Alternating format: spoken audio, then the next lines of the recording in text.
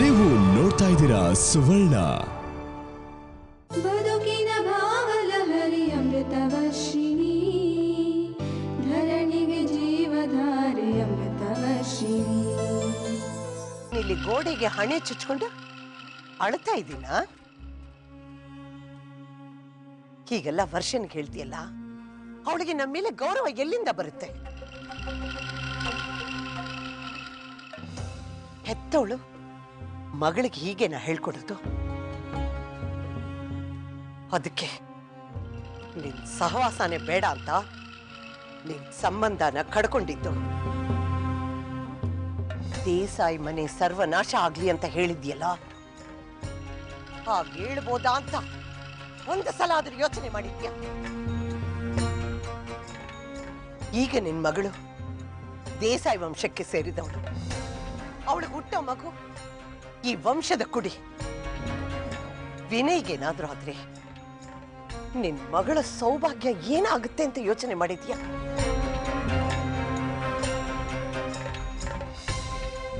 ಹೆತ್ತ ಮಗಳಿಗೆ ಕೆಟ್ಟದನ್ನು ಬಯಸೋ ತಾಯಂದಿರು ಈ ಪ್ರಪಂಚದಲ್ಲಿರ್ತಾರ?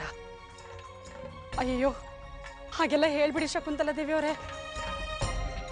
ನಾನು ಅಷ್ಟು ಕೆಟ್ಟೋಳಲ್ಲ, ಏನೋ ಮಾತಿನ ಬರದಲ್ಲಿ ಹಾಗನ್ಬಿಟ್ಟೆ ಅಷ್ಟೇ. ನೋಡಿ ಯಶೋದ, ನನ್ನ ಮೇಲೆ ನಿನಗೆ ಸಿಟ್ಟಿದೆ ಅನ್ನೋದು ನನಗೆ ಗೊತ್ತು. ಆದ್ರೆ ದೇಸಾಯಿ ವಂಶದ ಮೇಲೇನೆ ನಿನಗೆ ದ್ವೇಷ ಇದೆ ಅನ್ನೋದು ಇವತ್ತು ಗೊತ್ತಾಯ್ತು. ನೀನ್ ಏನೇ ತಪ್ಪು ಮಾಡಿದ್ರು ನಿನ್ನನ್ನು ನಾನು ಕ್ಷಮಿಸ್ತಾ ಬಂದೆ. ಆದ್ರೆ ಇನ್ಮೇಲೆ ನಾನು ನಿನ್ನನ್ನು ಕ್ಷಮಿಸಲ್ಲ. ನಿನ್ ಜೊತೆಯಲ್ಲಿ ಸಂಬಂಧ ಕಡ್ಕೊಳ್ಳೋದಲ್ಲ, ಇವತ್ತಿಂದ ನೀನ್ ನಮ್ಮ ಪಾಲಿಗೆ ಇಲ್ಲವೇ ಇಲ್ಲ.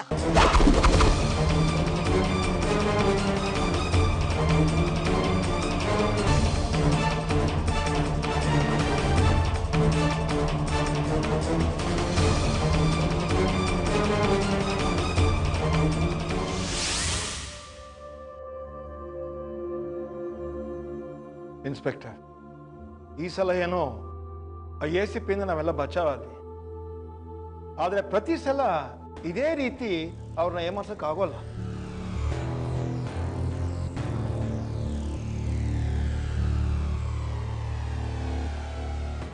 ಎಷ್ಟು ದಿವಸ ಅಂತ ನಾವು ಹೀಗೆ ಇರೋದಕ್ಕೆ ಸಾಧ್ಯ? ನಾವು ಹೆದರ್ತೀವಿ ಅಂತ ಗೊತ್ತಾದ್ರೆ ಅವ್ರು ನಮ್ಮನ್ನು ಹೆದರಿಸ್ತಾನೆ ಇರ್ತಾರೆ. ಅಫ್ಕೋರ್ಸ್ ನೀವು ಹೇಳ್ತಿರೋದು ನಿಜಾನೇ. ಆದರೂ ಇನ್ನೂ ಸ್ವಲ್ಪ ದಿವಸ ನೀವು ಇದೇ ರೀತಿ ಅಜ್ಞಾತಾವಸ್ಥೆಯಲ್ಲಿ ಇರಬೇಕಾಗತ್ತೆ.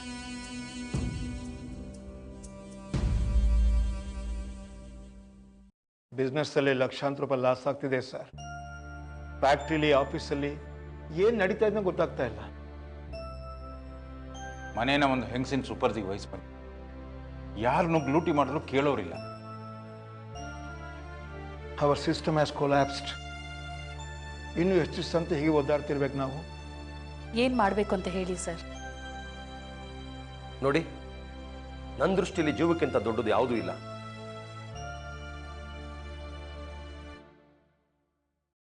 ಅದನ್ನ ಉಳಿಸ್ಕೋಬೇಕು ಅಂತ ಅಂದ್ರೆ ನೀವು ಇದನ್ನೆಲ್ಲ ಫೇಸ್ ಮಾಡಲೇಬೇಕು.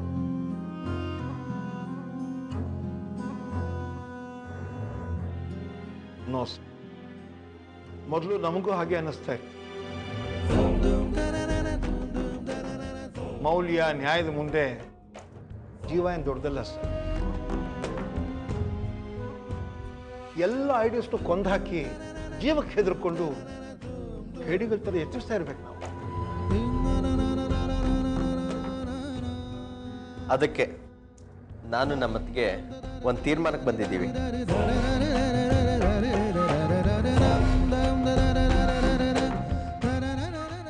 ನಾವಿಬ್ರು ನೇರವಾಗಿ ಸ್ಟೇಷನ್ಗೆ ಹೋಗಿ ಆ ಹುಡುಗಿ ಕೊಲೆ ಆಗಿರೋ ಬಗ್ಗೆ ಕಂಪ್ಲೇಂಟ್ ಕೊಡ್ತೀವಿ.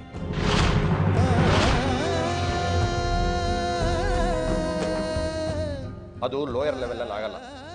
ಇಲ್ಲಿ ಕಂಪ್ಲೇಂಟ್ ಕೊಟ್ರೆ ಯಾರು ತಗೋತಾರೆ? ಆ ಹಂತ ಮೀರೋಗಿದೆ. ಈಗೇನಿದ್ರು ಕಮಿಷನರ್ ಅಥವಾ IGಗೆ ಕೊಡಬೇಕು.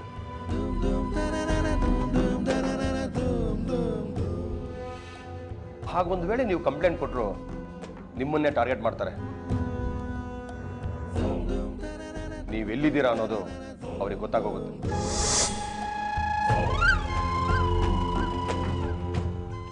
ಇದು ರಿಸ್ಕಿನ ಕೆಲಸ. ಇಷ್ಟು ದಿನ ನಿಮ್ಮನ್ನ ಸೇಫ್ ಗಾರ್ಡ್ ಮಾಡಿದ್ ಕೂಡ ವೇಸ್ಟ್ ಆಗ್ಬಿಡುತ್ತೆ. ಇದಷ್ಟೇ ಅಲ್ಲ, ಇನ್ನೂ ಒಂದು ದೊಡ್ಡ ಸಮಸ್ಯೆ ಇದೆ. ನಿಮ್ಮ ಕಂಪ್ಲೇಂಟ್ಗೆ ಸಾಕ್ಷಿ ಎಲ್ಲಿಂದ ತರ್ತೀರಾ? ಕೊಲೆನ ನಾನೇ ಕಣ್ಣಾರೆ ನೋಡಿದ್ದೀನಲ್ಲ. ನಾನು ಅವತ್ತೇ ಹೇಳಿದೆ ನಿಮಗೆ, ಆ ಹುಡುಗಿ ಬಾಡಿ ಕೂಡ ಸಿಕ್ಕಿಲ್ಲ ಅಂತ. ಕೊಲೆ ಆಗಿರೋ ಬಾಡಿನೇ ಸಿಗ್ದೇನೆ ಪೊಲೀಸ್ ಕಂಪ್ಲೇಂಟ್ ಹೇಗೆ ಫೈಲ್ ಮಾಡ್ತಾರೆ? ಕೊಲೆ ಆಗಿರೋ ಹುಡುಗಿಗೆ ನೀವು ಸಂಬಂಧಿಕರು ಅಲ್ಲ, ಸ್ನೇಹಿತರು ಅಲ್ಲ, ಪರಿಚಿತರಂತೂ ಮೊದಲೇ ಅಲ್ಲ.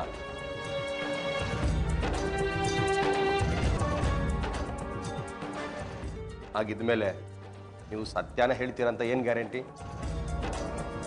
ನಿಮಗೆ ತಲೆಗೇಟಾಗಿತ್ತು, ಸೊ ನಿಮ್ಗೆ ತಲೆ ಕೆಟ್ಟಿದೆ ಅಂತ ಹೇಳಿ ಹುಚ್ಚಿ ಪಟ್ಟ ಕಟ್ಟಿ ಕಳಿಸ್ತಾರೆ ಅಷ್ಟೇ.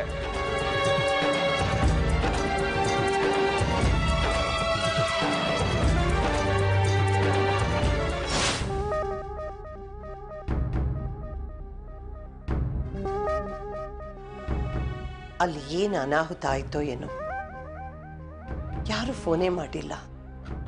ಅತ್ತೆ, ನಾವೇ ಒಂದು ಫೋನ್ ಮಾಡೋಣ. ಬೇಡ ಕರಣ್, ಒಂದು ವೇಳೆ ಆ ACP ಕಡೆಯವರಲ್ಲಿದ್ರೆ ನಮ್ಮ ಫೋನಿಂದಾನೇ ಸಮಸ್ಯೆ ಆಗ್ಬೋದು. ಆ ದೇವರ ಮೇಲೆ ಭಾರ ಹಾಕ್ಬಿಟ್ಟು ಸುಮ್ಮನೆ ಇದ್ಬಿಡೋಣ.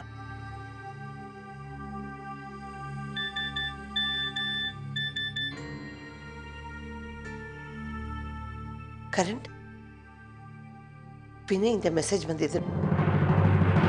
ಚಿಕ್ಕಮ್ಮ, ದೇವರ ದಯೆಯಿಂದ ನಾವೆಲ್ಲ ಸೇಫ್ ಆಗಿದ್ದೀವಿ. ಆ ACP ಇಲ್ಲಿ ಬಂದಿದ್ದ. ನಾವು ಗುರ್ತು ಸಿಗದೆ ಇರೋ ಹಾಗೆ ವೇಷ ಬದಲಾಯಿಸ್ಕೊಂಡು ನಾಟಕ ಆಡಿದ್ದೀವಿ. ಅವ್ರು ಹೊರಟೋದ್ರು. ಎಲ್ಲಿ ಸುಳಿವು ಸಿಕ್ಕಿಬಿಡುತ್ತೋ ಅಂತ ಹೆದರ್ಬಿಟ್ಟಿದೆ. ದೇವರು ದೊಡ್ಡವನು.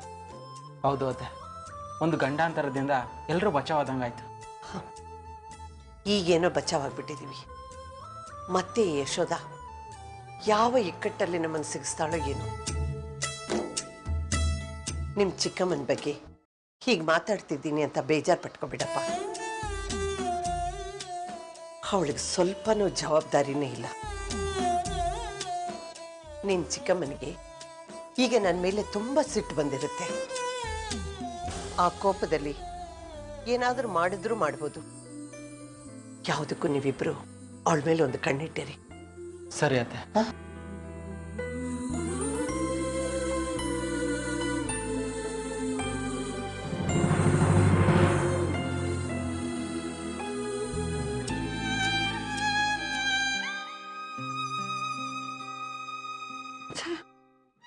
ಈ ಕರಣ್ಗೆ ನನ್ನ ಮೇಲೆ ಸ್ವಲ್ಪನೂ ಪ್ರೀತಿ ಇಲ್ಲ. ಹಾಗಿದ್ರೆ ಆ ಹುಡುಗಿಯವ್ರ ಮನೆಯವ್ರ ಕೈಯಿಂದ ಕಂಪ್ಲೇಂಟ್ ಕೊಡ್ಸಿದ್ರೆ? ಹೌದಲ್ಲ ಇನ್ಸ್ಪೆಕ್ಟರ್, ಈಗ ಮಾಡ್ಬೋದಲ್ಲ. ಆ ಪ್ರಯತ್ನನೂ ಆಗಿದೆ. ಅವರು ಕಂಪ್ಲೇಂಟ್ ಕೊಡೋ ಸ್ಥಿತಿಲಿಲ್ಲ ಅನ್ನೋ ರಿಪೋರ್ಟ್ ನನಗೆ ಬಂದಿದೆ.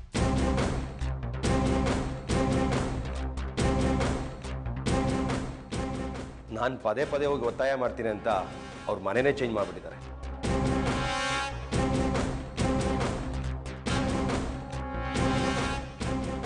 ಅಯ್ಯೋ ದೇವ್ರೆ, ಮತ್ತೀಗೇನು ಮಾಡೋದು? ಸರ್, ಅವರಿರೋ ಹೊಸ ಅಡ್ರೆಸ್ ಪತ್ತೆ ಹಚ್ಚಕ್ಕಾಗಲ್ವಾ? ಹುಡುಕ್ಬೋದು, ಸ್ವಲ್ಪ ಕಷ್ಟ ಆಗುತ್ತೆ. ಪ್ಲೀಸ್ ಸರ್, ನೀವು ಪತ್ತೆ ಹಚ್ಚಿ. ಹೇಗಾದರೂ ಮಾಡಿ ಆ ಹುಡುಗಿ ಮನೆಯವ್ರನ್ನ ಕಂಪ್ಲೇಂಟ್ ಕೊಡೋಕೆ ಒಪ್ಸೋಣ. ಅದು ಅಷ್ಟು ಸುಲಭ ಅಲ್ಲ. ನಮ್ಮ ಥರನೇ ACP ಕಡೆಯವರು ಅವ್ರ ಮೇಲೆ ಕಣ್ಣಿಟ್ಟಿರ್ಬೋದು. ನಾವು ಅಲ್ಲಿಗೆ ಹೋದರೆ ನಾವಾಗೆ ಸಿಕ್ಕಾಕೊಂಡಾಗತ್ತೆ. ನಿಮ್ಮ ಜೊತೆ ನಾನು ಇದ್ದೀನಿ ಅಂತ ಗೊತ್ತಾದರೆ ನಿಮ್ಮ ಲೈಫ್ ಇನ್ನೂ ಹೆಚ್ಚಿನ ರಿಸ್ಕಲ್ಲಿ ಸಿಕ್ಕಾಕೊಳ್ಳುತ್ತೆ.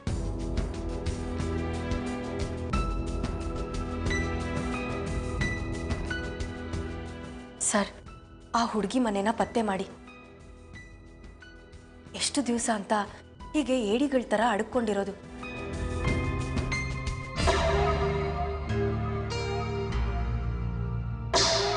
ನಾನು ಸತ್ತೇ ಹೋಗ್ಬೇಕಾಗಿತ್ತು. ದೇವ್ರ ರೂಪದಲ್ಲಿ ನೀವು ಬಂದು ನನ್ನನ್ನು ಉಳಿಸಿದ್ರಿ.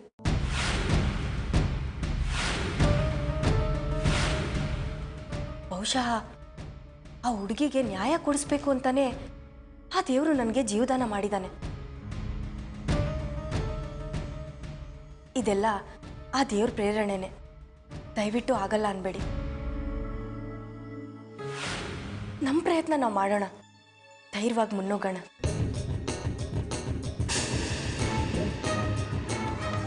ಅಲ್ಲಮ್ಮ, ನೀನು ಈಗ ತಾನೇ ಚೇತರಿಸ್ಕೊಳ್ತಾ ಇದೆಯಾ? ಈ ರಿಸ್ಕ್ ಎಲ್ಲ ಈಗ ಯಾಕೆ? ಮಾವ, ದಯವಿಟ್ಟು ಯಾರು ನನ್ನನ್ನು ತಡಿಬೇಡಿ. ಒಂದು ಒಳ್ಳೆ ಕೆಲಸ ಮಾಡೋದಕ್ಕೆ ಅವಕಾಶ ಮಾಡಿಕೊಡಿ. ನೀವೆಲ್ಲರೂ ನನ್ನ ಜೊತೆ ನಿಂತ್ಕೊಳ್ಳಿ. ನಾನು ಆ ಹುಡುಗಿಗೆ ನ್ಯಾಯ ದೊರಕಿಸ್ಕೊಡ್ಲೇಬೇಕು ಅಂತ ತೀರ್ಮಾನ ಮಾಡಿಬಿಟ್ಟಿದ್ದೀನಿ. ಓಕೆ ಮೇಡಮ್, ನೀವೇ ಇಷ್ಟು ಧೈರ್ಯ ಉತ್ಸಾಹದಿಂದ ಹೊರಟಿದ್ದೀರಾ ಅಂದಮೇಲೆ ಒಬ್ಬ ಪೊಲೀಸ್ ಆಗಿ ನಿಮ್ಮನ್ನು ಡಿಸ್ಕರೇಜ್ ಮಾಡೋಕ್ಕೆ ನನಗೆ ಮನಸ್ಸು ಬರ್ತಿಲ್ಲ. ಸರಿ, ನಾನು ಮೊದಲು ಆ ಸ್ವರೂಪ ಮನೆ ಎಲ್ಲಿದೆ ಅಂತ ಪತ್ತೆ ಹಚ್ತೀನಿ. ಆಮೇಲೆ ನಾವು ಅಲ್ಲೋಗಿ ಮಾತಾಡೋಣ.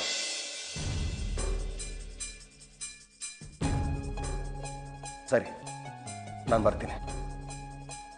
Good luck.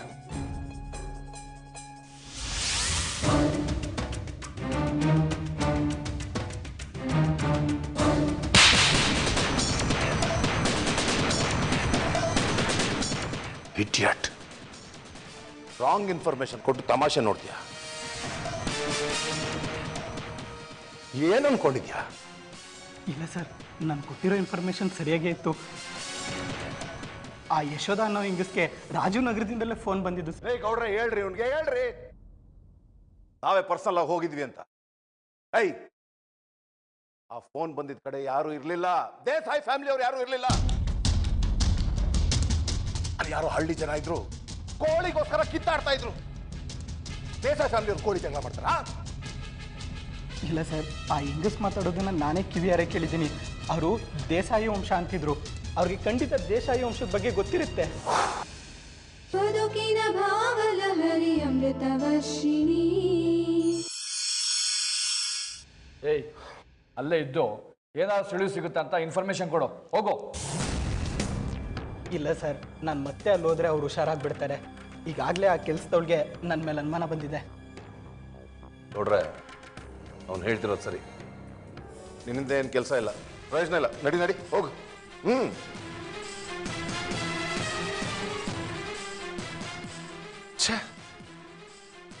ಒಳ್ಳೆ ನಾನ್ ಸೆನ್ಸ್ ಆಯ್ತಲ್ರಿ. ವೈರ್ಲೆಸ್ ಇದೆ, ಫೋನ್ ಇದೆ, ಮೊಬೈಲ್ ಇದೆ, ಅವ್ರ ಮನೇಲಿ CCTV ಕ್ಯಾಮ್ರಾ ಇನ್ಸ್ಟಾಲ್ ಆಗಿದೆ. ಆದ್ರೂ ಏನೂ ಮಾಡೋಕ್ಕಾಗ್ತಾ ಇಲ್ಲ. ಫೋನ್ ಮೇಲೆ ಫೋನ್ ಒಂದು ಪ್ರೆಷರ್ ಬಿಲ್ಡಪ್ ಆಗ್ತಾ ಇದೆ. ಗೌಡ್ರೆ, ಏನು ಮಾಡ್ತೀರೋ ನನಗೆ ಗೊತ್ತಿಲ್ಲ. ಅವಳು ನನಗೆ ಬೇಕು. I want her dead or alive. ಹೋಗಿ ಹುಡುಕಿ. Okay sir.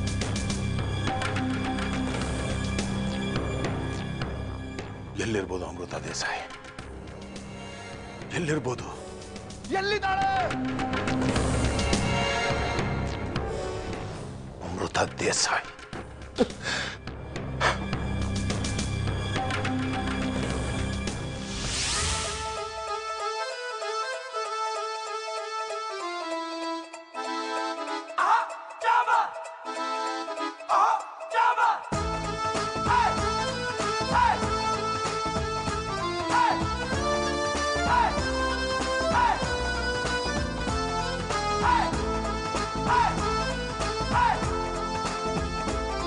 Hey!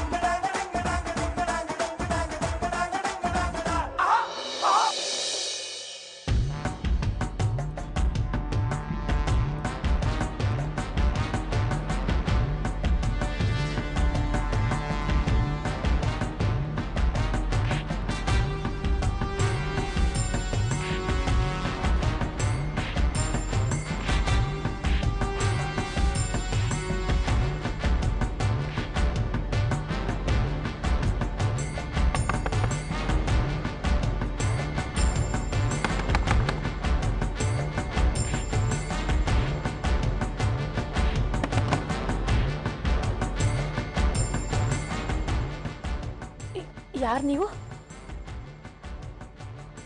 ನಾವು ಸ್ವರೂಪ ಸ್ನೇಹಿತರು. ಇಲ್ಲಿ ಯಾವ ಸ್ವರೂಪನೂ ಇಲ್ಲ. एक मिनट मान जी, हम आपसे कुछ कहना है. ಯಾರು ನೀವು? ಯಾಕೆ ಒಳಗೆ ನುಗ್ತಾ ಇದ್ದೀರಾ? ಯಾಕೆ ಇಷ್ಟೊಂದು ಎದುರ್ಕೋತಿದ್ದೀರಾ? ನಾವು ಸ್ವರೂಪ friends. Bombay business management and media ಸ್ಕೂಲ್ನಲ್ಲಿ ನಾವು ನಿಮ್ಮ ಸ್ವರೂಪನ ಜೊತೆ ಓದಿದ್ವಿ. हाँ माँ जी, हम उसका बैचमेट्स हैं. ನೋಡಿ, ನಾನು ರಾಕಿ, ಇವಳು ವೇದ, ಇವನು ಹರ್ಬಿಂದರ್ ಸಿಂಗ್. ಸ್ವರೂಪ ಅಂತ ನಮ್ಗೆ ಯಾವ ಮಗಳು ಇಲ್ಲ. ನೀವು ಯಾವುದೋ ತಪ್ಪು ಅಡ್ರೆಸ್ ಬಂದಿದ್ದೀರಿ ಅಂತ ಕಾಣುತ್ತೆ. ಇಲ್ಲ, 15 ದಿನದ ಹಿಂದೆ ಸ್ವರೂಪನೇ ಫೋನ್ ಮಾಡಿ ನಾವು ಮನೆ ಬದಲಾಯಿಸ್ತಿದೀವಿ ಅಂತ ಹೇಳಿ ಈ ಮನೆ ವಿಳಾಸ ಕೊಟ್ಲು. ಅದೇಕ್ ಸಾಧ್ಯ? ಸ್ವರೂಪ ಅನ್ನೋ ಮಗಳೇ ಇಲ್ಲ ನಮಗೆ. ಇರೋಳು ಇವಳೊಬ್ಳೆ, ಸ್ವಾತಿ ಅಂತ. नहीं माँ जी, इसी एड्रेस पे. ಸಾಕು ನಿಲ್ಸಿ. ಇಲ್ಲಿ ಯಾವ ಸ್ವರೂಪನೂ ಇಲ್ಲ, ವಿರೂಪನೂ ಇಲ್ಲ. ಯಾವುದ್ಯಾವುದೋ ನೆಪ ಮಾಡ್ಕೊಂಡು ಮನೆ ಒಳಗಡೆ ನುಗ್ಗಿ ಗಲಾಟೆ ಮಾಡ್ತೀರಾ?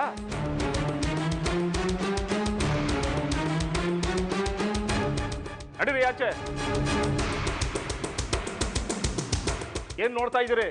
ನಡೀರಿ ಆಚೆ. I say get out. ಹೋಗಿ.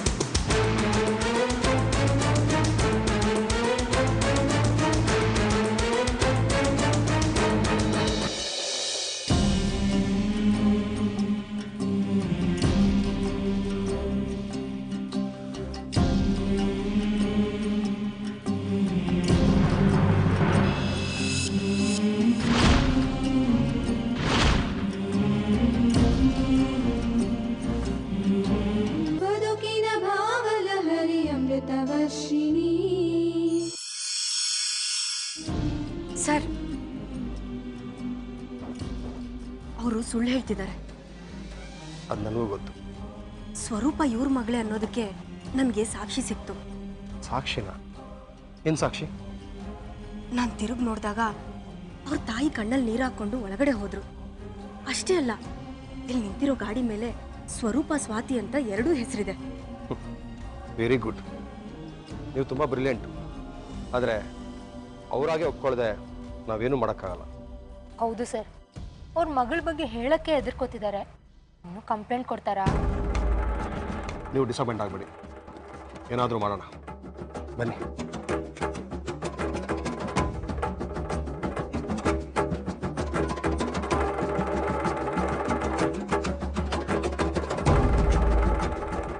ರೀ, ಇವ್ರು ಯಾರೋ ನಮ್ಮನೆ ಹುಡ್ಕೊಂಡ್ ಬಂದ್ಬಿಟ್ಟಿದಾರಲ್ರಿ.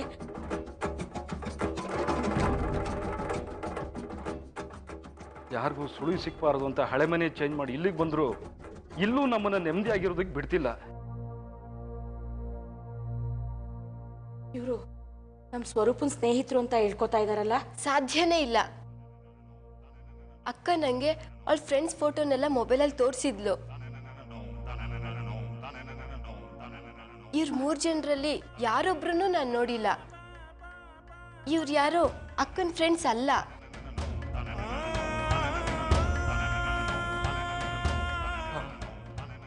ನನ್ನ ಅನುಮಾನ ನಿಜ ಆಯ್ತು. ಆ 3 ಜನನು ರೌಡಿಗಳ ಕಡೆಯವ್ರೆ. ನಾವಿಲ್ಲಿರೋ ವಿಷಯ ಗೊತ್ತಾಗಿದೆ ಅಂದಮೇಲೆ ಅವ್ರು ಮತ್ತೆ ಮತ್ತೆ ಬರ್ತಾನೆ ಇರ್ತಾರೆ.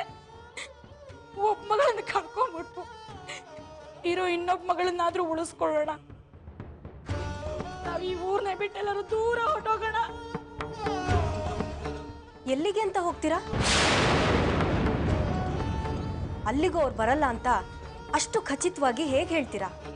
ಯಾರು ನೀವು? ಯಾಕೆ ಸುಮ್ಮನೆ ನಮ್ಗೆ ಹಿಂಸೆ ಮಾಡ್ತಾ ಇದ್ದೀರಿ? ನಮ್ಮನ್ನ ನಮ್ಮ ಪಾಡಿಗೆ ಬಿಟ್ಬಿಟ್ಟು ಹೊರಟೋಗಿ. ಸ್ವರೂಪ ನಿಮ್ಮ ಮಗಳೇ ತಾನೆ? ಆ ಹೆಸರಿನ ಯಾವ ಮಗಳು ಇಲ್ಲ. ನಿಮಗ್ ಕೈ ಮುಗಿತೀನಿ, ದಯವಿಟ್ಟು ನಿಮಗ್ ತೊಂದರೆ ಕೊಟ್ಬಿಡಿ. ಇಂದ ಹೊರಟೋಗಿ. ಕ್ಷಮಿಸಿಮ್ಮ, ನಿಮಗ್ ತೊಂದರೆ ಕೊಡ್ಬೇಕು ಅಂತ ಬಂದಿಲ್ಲ. ಸ್ವರೂಪ ನಿಮ್ಮ ಮಗಳೇ ಇರ್ಬೋದು ಅನ್ಕೊಂಡು ಬಂದ್ವಿ. ಇಲ್ಲಿ ನೋಡಿ, ಇಲ್ಲಿ ಹೊರಗಡೆ ನಿಮ್ ಗಾಡಿ ಇದೆ. ಆ ಗಾಡಿ ಮೇಲೆ ಸ್ವರೂಪ ಸ್ವಾತಿ ಅಂತ ಹೆಸರಿದೆ. ಯಾರ ಸ್ವರೂಪ? ಸ್ವರೂಪ ಅನ್ನೋ ನನ್ನ ಗೆಳತಿ ಆ ಆಕಸ್ಮಿಕವಾಗಿ ಸತ್ತೋಗ್ಬಿಟ್ಲು. ಅವಳ ಚಿತಾಭಸ್ಮನ ಅವಳ ಮನೆಯವ್ರಿಗೆ ತಲುಪಿಸ್ಬೇಕಿತ್ತು.